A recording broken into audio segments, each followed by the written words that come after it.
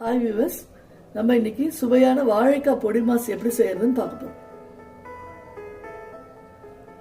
வாழைக்காய் பொடி மாஸ் செய்ய தேவையான பொருட்கள் இப்போ பார்க்க போறோம்.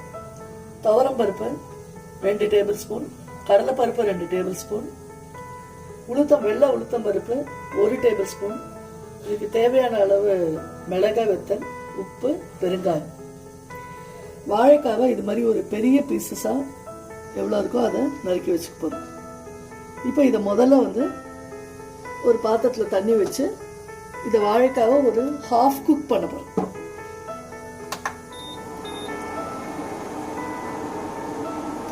ஏன்னா இந்த வாழைக்காவை கொஞ்சம் குக் ஆன உடனே என்ன பண்ண போறோம், அந்த தோலை அப்படியே உரிச்சு எடுத்துட்டு நம்ம துருவிட போறோம். அதனால ரொம்ப குக் ஆகக்கூடாது, ரொம்ப பச்சையாகவும் இருக்கக்கூடாது. ஒரு ஹாஃப் குக் பண்ணும்.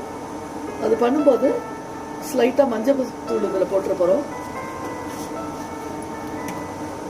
அந்த காயில் கொஞ்சம் உப்பு இறங்கணும் அப்படின்னு சொல்லிட்டு இதுக்கு கொஞ்சம் உப்பு போடணும். இதில் அவ்வளோவா அது ஏறாது, இருந்தாலும் கொஞ்சம் உப்பு இதில் போடணும். இதை ஒரு 5 நிமிஷம் கொதிக்கணும். அப்பப்போ இதை லைட்டாக திருப்பி விடணும். இது நல்லா கொதிக்கணும். அதுக்குள்ளே நம்ம ஒரு பேன் எடுத்து இந்த வறுக்க கொடுத்துருக்கிற பொருளெல்லாம் இப்போ ஒரு பேன் எடுத்து அது சூடு பண்ணுறோம்.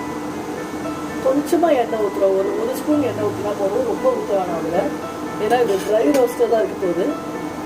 இப்போ இதில் இந்த பருப்பு வகைகளை ஒன்று போடணும். உப்பு தவிர உப்பு அரைக்கும் போது சேர்த்து அரைக்க போகிறோம். பெருங்காயம், இந்த மிளகா எல்லாத்தையும் ஒன்றா போடணும்.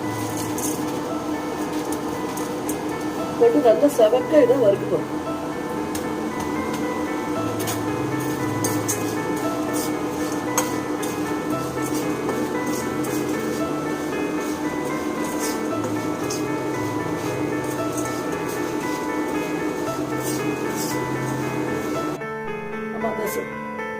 பருப்பெல்லாம் செவக்க வறுத்தோம் இல்லையா, அதை நல்ல மிக்சியில் ஆற விட்டு பொடி பண்ணி எடுத்து வச்சுக்கோங்க. இருக்கு வாழைக்காவை ஒரு 5 நிமிஷம் வேக விடணும்னு சொன்னேன். அதை வேக விட்டு அந்த தோலை கையாலேயே உரிச்சா வந்துடும். உரிச்சிட்டு ஒரு துருவியில் போட்டு நல்லா துருவி இந்த மாதிரி வச்சுக்கணும்.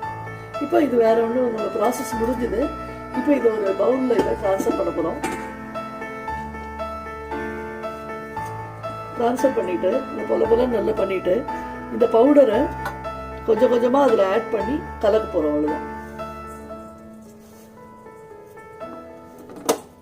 கலந்துட்டு ஒரு சின்ன ஸ்பூனை வச்சு நம்ம மெதுவாக அதை கலந்தோம் அப்படின்னா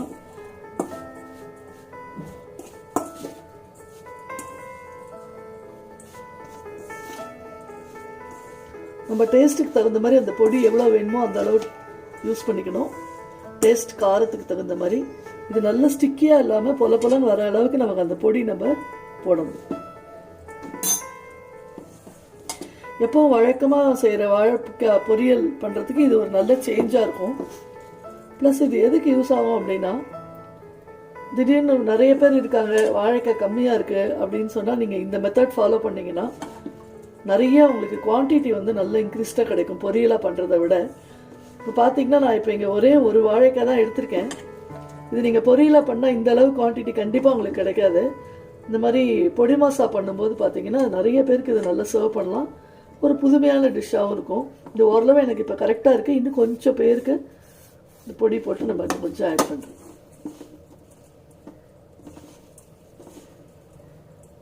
இதில் வேறு எந்த தாளிப்போ எதுவுமே கிடையாது.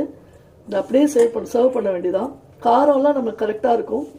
உப்பு மட்டும் கொஞ்சம் வாயில் போட்டு பார்த்துட்டு தேவைப்பட்டதுன்னா நமக்கு அந்த டேபிள் சால்ட்டை கொஞ்சம் ஆட் பண்ணோம்னா சரியாக போயிடும். அவ்வளோதான், சுவையான வாழைக்காய் பொடி மாஸ் தயார்.